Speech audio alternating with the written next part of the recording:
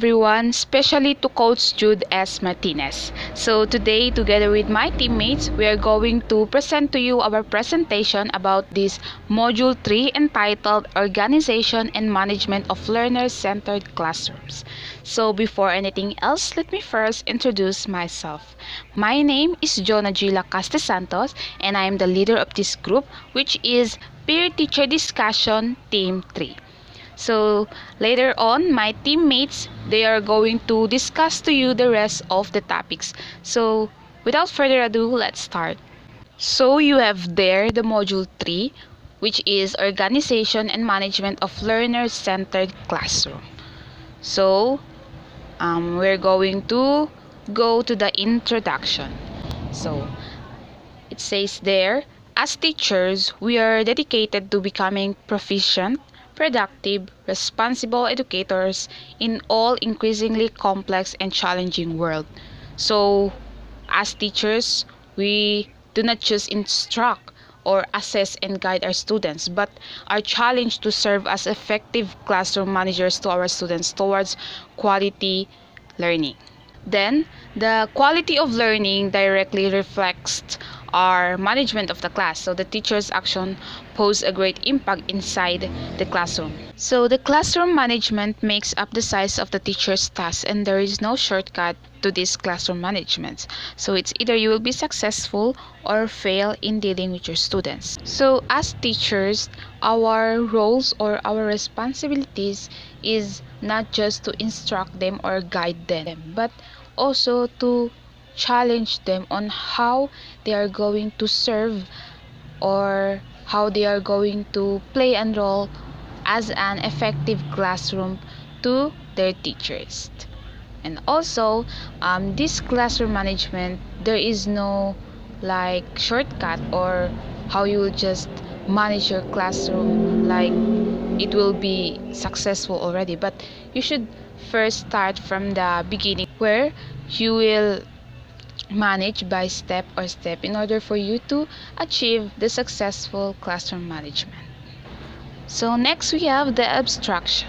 So we have there A, which is forms of learner-centered classroom, organization, procedures, and physical structure. Physical setup is one of the most important components in teaching. So it also reflects your teaching style and it also reflects you. So how we design our classroom has an impact on the way our students think clearly. So a conducive learning environment promotes effective teaching and learning. So first it says there, the forms of learner-centered classroom is one of our reflecting or it is one of our reflects on how we teach or how you reflect as you are teaching. So this is also on how we design our classroom. In short, it is the effective teaching or it is the effective learning for the students and also for the teacher. So under the letter A, which is the forms of learner-centered classroom, we have there the number 1. For individualized learning, set up learning centers or stations for students to work at their own pace depending on their abilities and interests. So set up an individual work area for this type of learning. So in managing the classroom, it is important the room structuring because every individualized learning, it is for them to depend or to learn their interests or abilities to work on this area because this area or this room structuring is also a type of learning. So number 2, we have the classrooms, routines, and procedures. So establishing routines is not that difficult for teachers who are strict and non-negotiating. Establishing a routine sends a message to the students that they should cooperate in maintaining order in the classroom. So next, may we have my other teammates for them to discuss to you the other topics.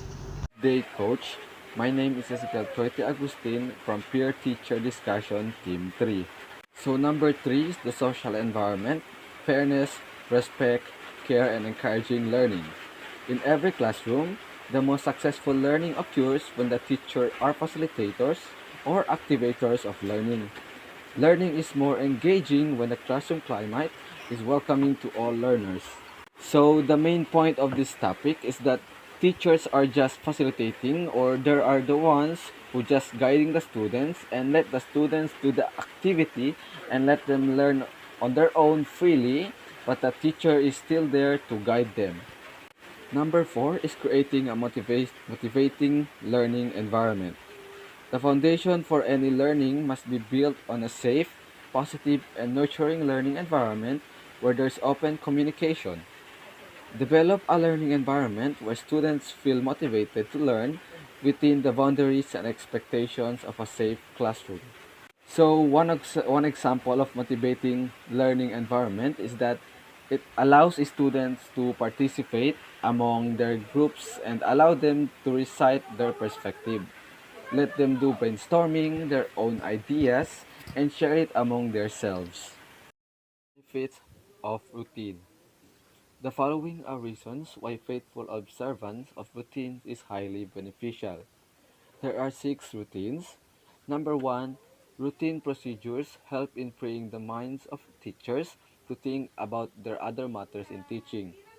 If every time an activity is performed and a teacher has to consider some options on how to do it, it will be too taxing on his or her part to constantly think and decide. Number 2, establishing routines on how to collect assignments or distributing materials enables the teacher to focus more on his or her lesson planning. Number 3, in the execution of lessons, the teacher who has routines for calling on students is relieving himself or herself of the burden of worrying about whom to call next, thus allowing more time to focus on what is being shared by the students. Number 4, it is easier for the students to predict their teacher's next move, and armed with such knowledge, they can concentrate and learn more. Number 5, stability is assured especially for the new students who are unfamiliar with the class rules. Number 6, reduces anxiety on the part of students who do not know how to get involved in different class activities. So those are the 6 benefits of routines. So these routines are highly needed because it establishes the daily work of a teacher. It serves them as a guide to facilitate learning inside the classroom. It also helps teachers to make their jobs or work easier. So good morning, Coach Jude. I am Fatima Grace A. Pedregosa, one of the member of Peer Teacher Discussion Team 3. So now, in my part, I'm going to discuss about these 5 effective ways to get your students excited about learning. So first is encourage students. Students looks to teachers for approval and positive reinforcement and more likely to be enthusiastic about learning if they feel their work is recognized and valued. So before the students do their task or some whatever activities that has given to them, they first look for an approval of a teacher. For example, kami po ng mga students, gusto namin na yung activity na binigay sa amin is magiging successful. So, we first look for approval of our teachers na, for example, magsasuggest kami na, ma'am, ganito ba siya, ganito ba, or ano pwede namin gawin upang ma-accomplish namin ng maayos yung mga activities na binigay sa amin. So, teachers will also give an approval to us for us also to help na yung mapapas namin na task is successful. So, or tama. So, in that way, students will feel more likely to be enthusiastic about learning if they feel their work is recognized and valued. So, yun na nga. So, yung kami as students, lalo na yung mga gawa namin is nare-recognize, na bibigyan ng halaga. So, isa yan sa mga rason kung bakit kami nai-encourage lalo na mag-aral. So, encourage open communication, praise your students often, recognize them for their contribution. So, a teacher must also be approachable. Kasi para madali silang ma-approach ng students nila makapag-share ng problema comfortably. They should also praise what their students' accomplishments or achievement. So, if your classroom is friendly, where students feel respected, they will be more eager to learn. So, pag yung classroom pag maganda yung atmosphere ng classroom, kasi may mga bata na introvert. So, pag introvert, hindi sila mahilig makihalubilo. So, yung iba na mga ganyang klaseng estudyante is na tumitigil sa pag-aaral kasi feel nila wala silang friends sa classroom nila, kahit yung teacher nila hindi ka approach. So, you as a teacher, dapat panatiliin mong maging maganda yung atmosphere ng classroom mo para yung mga students is comfortable sila sa learning environment nila, at isa sa maging rason kung bakit mas gusto pa nilang mag-aral. So, second is involved. One way to encourage students to be involved in the classroom is by teaching them to be responsible. So, importante na tuturuan din natin yung estudyante natin kung paano magiging responsable. Kasi, magagamit nila ito in the future eh. So, in that way, teacher must give some tasks to do or activities na pagtutuunan nila ng pansin. So, by that, makikita mo kung ginawa ba nila yung responsibility nila as a students kapag pinagtuunan nila ng pansin yung task na binigay mo. So, make participating fun by giving each students a job to do. So, yun na nga. Yung mga activities or task na binigay ng mga teachers sa amin ngayon, hindi lang para may ma-impart kami ng knowledge or para may mag-gain pa kami ng mga new learnings. Kung hindi, ito yung isa sa way para tulungan kami na maging responsibleng estudyante. So, giving students a sense of ownership allows them to feel accomplished. So, yung mga accomplishment ng estudyante or achievements, dapat bigyan din natin yun ng halaga kasi isa yan sa rason kung bakit mas gusto pa nilang gumawa ng activities kung may eagerness sila sa pag-aaral. So, a teacher also encourage them to participate in class kasi yung pagpa-participate ng estudyante, isa yan sa nakakatulong kung bakit sila may mas natutunan. Kasi may mga students na, for example, in a classroom, parang out of nowhere, parang in a whole day, umupo lang, nakinig, walang interaction na nagaganap. So, hindi mo alam kung may natutunan ba siya. So, kinakailangan na i-encourage din natin yung mga estudyante natin na mag-participate or man lang o mag-interact para malaman natin na may natutunan ba sila. So, the third one is offer incentives. Setting expectations and making reasonable demands encourages students to participate. But sometimes students need an extra push in the right direction. So, yung mga teacher, may expectation yan sila sa students nila. For example, may activities or tasks sila na binibigay. So, expectation nila is ito yung mapapas, ganon. So, yung estudyante, mas ma-encourage sila na mag-participate kasi may binibit sila or i-goal nila yung expectation ng teacher nila. Pero may iba't ibang level kasi yung estudyante. So, yung pag nakikita natin na siya, kulang pa siya. So, sila yung kinakailangan ng extra push pa para ma-pass nila or ma-submit nila yung task na tama at na-beat pa nila yung expectation ng guro nila. So, rewards give students a sense of accomplishment and encourage them to work with a goal in mind. Importante din kasi na yung the way tayo magbigay ng activity sa estudyante, mag-set din sila ng goal sa sarili nila para madali nilang matapos yung activity. So, yun. The fourth one is creative. Avoid monotony by changing the structure of your class. So, may mga guro kasi na palagi na lang nagle-lecture. So, we should also consider the part of us students. Maboboring yan sila. So, posible na hindi sila makikinig, hindi sila mag-participate. So, hindi sila ma-learn. So, a teacher should also think some strategies for them to help their students na mag-participate at hindi maboboringan. So, teach through games and discussions instead of lectures. Encourage students to debate and enrich the subject matter with visual aids like colorful charts, diagrams, and videos. Create a warm and stimulating environment. So, may mga guro na nagpapalaro sila sa loob ng classroom nila. Pero, yung games na ginawa ng teacher is connected sa topic in which na e-enjoy pa sila pero may na-learn din sila.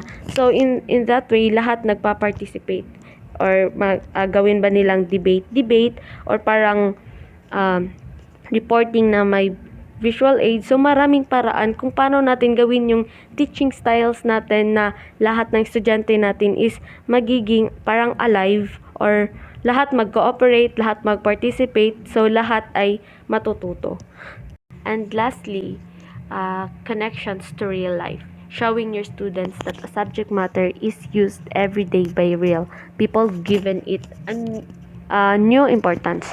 So teachers must also not only to lecture or explain what is the topic all about, they should also connect the topic or their discussions into real life.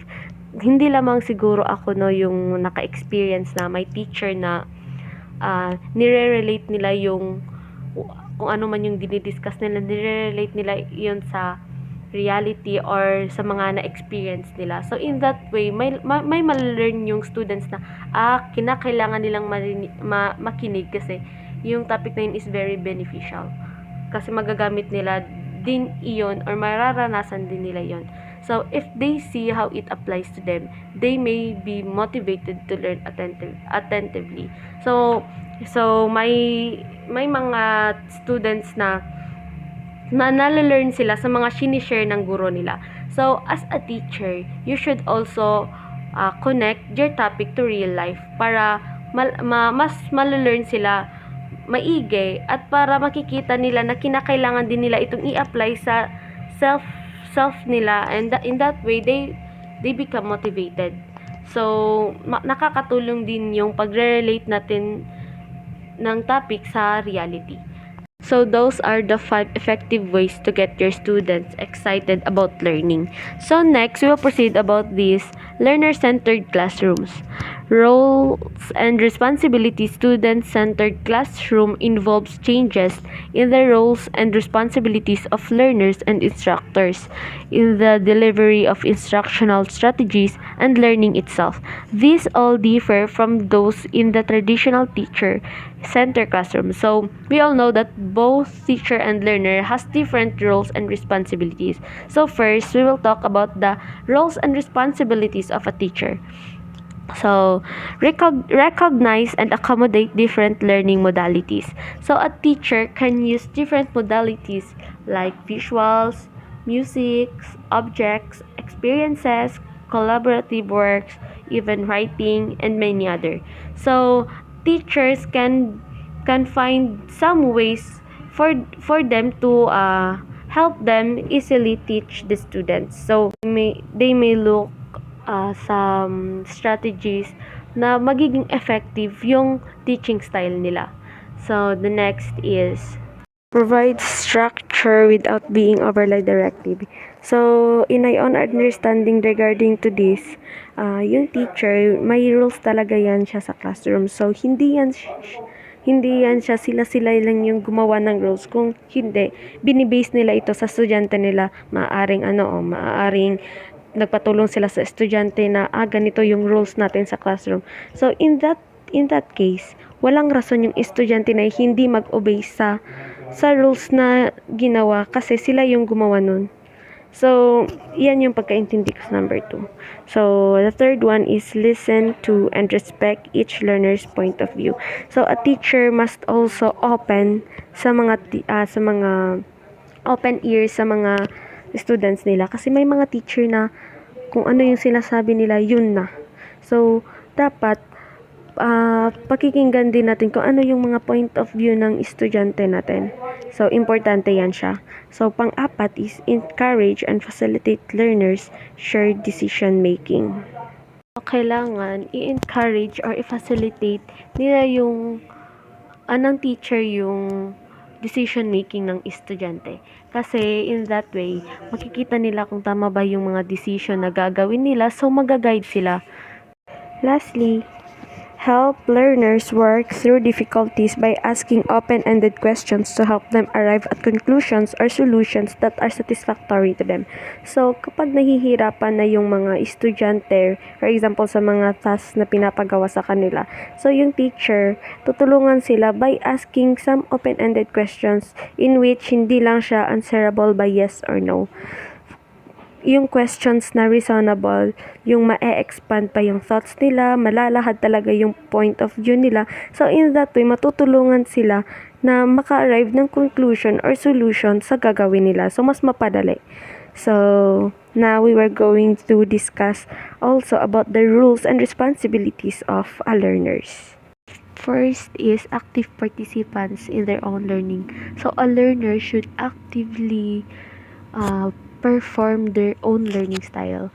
Kasi, for example, may binibigay na task sa kanila or mga activities, kinakailangan nila yun, gawin nila yung responsibility nila. Kasi, nasa sa kanila kung paano sila matututo. So, yun yung pagkakaintindi ko po. So, second is make decisions about what and how they will learn. So, hindi tayo padalos-dalos sa pagde-decide as a students, paano natin gawin yung mga activities or tasks, paano natin yun ma-accomplish, hindi natin gawin yun na dire-diretso o bahala na lang, ganun. So, kinakailangan na humingi din tayo ng approval sa teacher, if mabuti ba pag ganito, pag ganyan, para mag-guide tayo. And in that way, may malalearn tayo. Madali yung pagkakaintindi natin or madali tayong matuto. So, third is construct new knowledge and skills by building on current knowledge and skills. So, students must be constructivism, in which what I mean is they can create their own knowledge, or we can call them a creator of knowledge.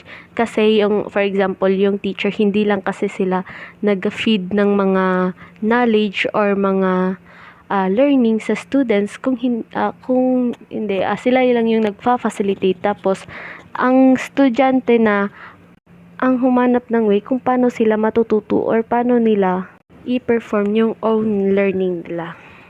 So, fourth is understand expectations and are encouraged to use self-assessment measures. So, it is important to encourage ourselves to use self-assessment measures. It is because it helps us to identify our unknown strengths and weaknesses. So, this self-assessment allows every students or learners to demonstrate their abilities and knowledge, and can reflect how close they are to meeting educational goals and standards. So, yan yung pagkakaintindi ko sa fourth. And the fifth is monitor their own learning to develop strategies for learning. So, as students must also monitor their own learning para malalaman nila kung ano yung kinakailangan i-develop or i-improve, ano yung kulang, at para maka-implement sila ng strategies for their own learning para ma-improve pa nila ito. So, sixth is work in collaboration with other learners. So, as what we have talked about last meeting in Google Meet, so may mga learners talaga or students na natututo sila kapag nagko-collaborate sila sa other learners. So, mas natututo sila sa mga classmate nila kesa sa guro nila. So, it is also important to adapt collaboration within the learning, kasi mas matulungan sila na mag-construct ng idea from by listening different point of view of their classmates. So, lastly, provide work that demonstrates authentic learning. So, in my own understanding, students will provide work that it makes them, or it creates them a meaningful, useful, and sharedful outcome in which they can provide opportunity to connect directly with a relevant world. So, authentic learning means that it is a learning that designed to connect what students are taught in school to real world issues. So that's what I have said, that as a learner, they should also connect what they have learned to the real world issues for them to easily get meaningful learning about their work. That's all. Thank you.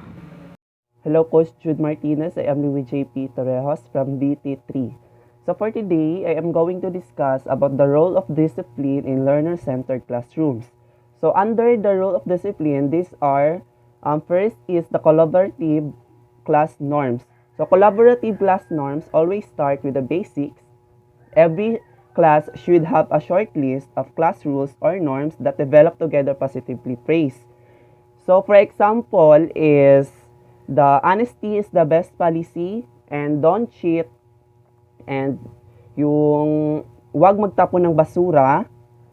That's are the basic rules inside the classroom. So developing the list of a group allows students to see why behind the rules and buy into how they are enforced. So the teacher's job is to facilitate the development of the list. You are not develop it yourself, but also work on how you rephrase and narrow these rules. So the second one is the logical consequences. So the logical consequences are disciplinary action that are intended to teach students to make better behavior choices rather than to punish them. One of the best ways to teach our students to accept responsibility is to use logical consequences. As the use of logical consequences, so when the consequences is related, reasonable, and delivered respectfully, the student can make the connection with their own behavior and is likely to resist or deny responsibility. So the goal of this is to help students develop internal understanding, self-control, and a desire to follow the rules. Make sure if you are going to use the logical consequences, it should be, it is connected or related to their misbehavior. So students don't learn from consequences that feel spiteful or unpredictable. Okay, there are three types of logical consequences, but two of consequences are assigned to me. So the first is the time out or take a break. So it is not a punishment. You are not banishing the child for misbehavior. Instead, you are asking to them to take a few minutes to regain self-control and to think over what just occurred. So for example here is when the students make a derogatory remark about another student's responses to a question, you take a break and let the students realize what he or she just said. So for in explanation there, for the explanation there, since a student make a derogatory remark about another student's response to a question, so you as a teacher is you take a break and you let the students to realize based on what he or she said to the other to the another student's response. So if a student said the harmful word a harmful word, so you just let the students realize their about what he or she said on his or her classmates. If it is right or correctly, if it is right and correctly, if it's right or correctly. So the next is you break it, you fix it. So use this type of logical consequence when you see an opportunity for a student to solve a problem they caused. So for example is one child accidentally knocks into another on the playground. She stops, apologizes, and offers to help the other child.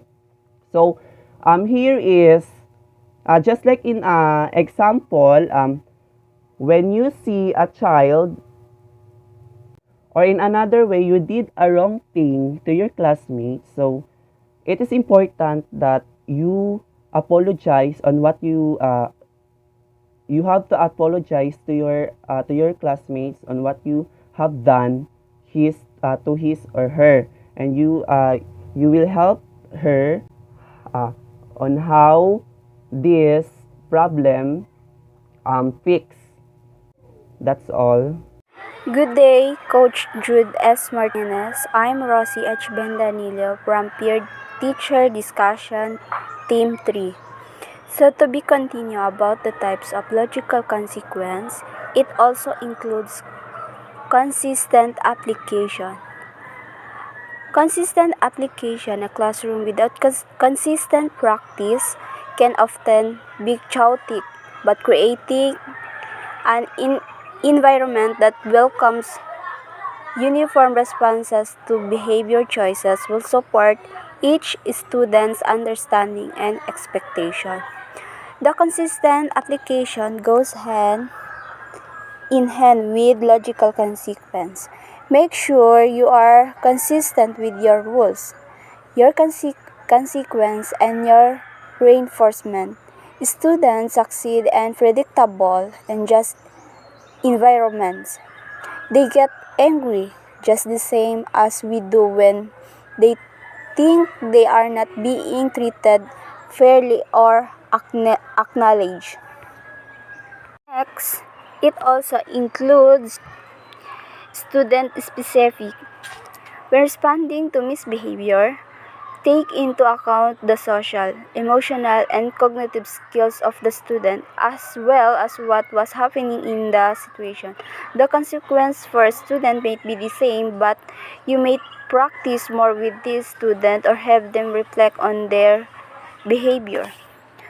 Make sure that your consequences are connected to the misbehavior, not will make a punishment mean something tomorrow to the student.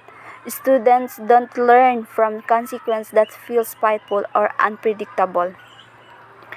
Next, it also includes time for resolution. In your class, develop routines for resolving conflicts. This is not a skillful that comes naturally to the student or adult, so to be prepared to guide and instruct. The first thing though, provide the space and time for this to occur. Have a conflict resolution progress for disagreements between students. This process should focus on communicating clearly, message and amazing. Find agreeable solution and make a plan to move forward. A second grade teacher I worked with had a peace table where students could request to meet to resolve the conflict. Last, calm space. What happens when a student is struggling to control their emotion or behavior? Do they have place they can go in your rooms or a process they can go through? Lots of classrooms have take a breath spot. This can just reinforce the behaviors. Implementing a process for your take a break spot and teaching it are more essential than what the space looks like. Students could even complete the process at their desk, and this may work better the older students. Teachers in my building use this take a break spot super successfully because it includes a simple process that students use a focuses on self-regulation and coping skills. So that's the end of our discussion presented by Peer Teaching Discussion Team 3. And we are presenting to Coach Jude S. Martinez. Thank you! Them